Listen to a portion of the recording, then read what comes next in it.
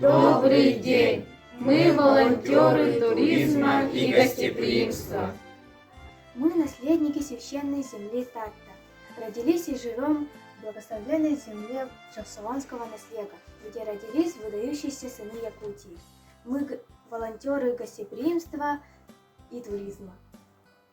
Наша основная цель – сохранить и увековечить историю края нашего наследия, содействовать обогащению фонда музея имени Алексея Елисеевича Кулаковского, поэтому наша работа несет поисковую и исследовательскую деятельность.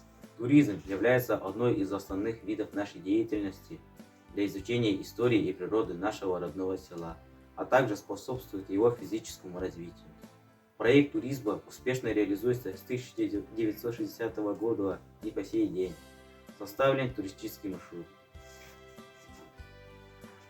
Туризм стал одним из самых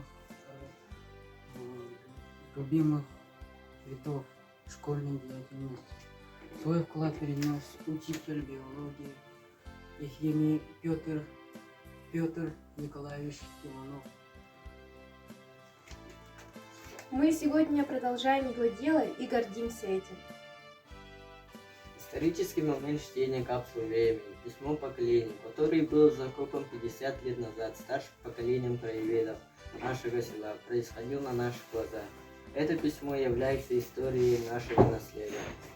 С 2021 года мы, ученики 8 класса Джахсаланской средней школы имени Алексея Елисеевича Кулаковского, являемся воспитанниками краеведческого туристического лагеря «Сетим».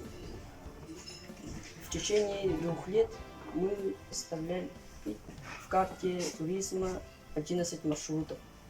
В 2023 году наш лагерь «Сетим» планирует работу и хочет пригласить своих сверстников из разных уголков нашей республики.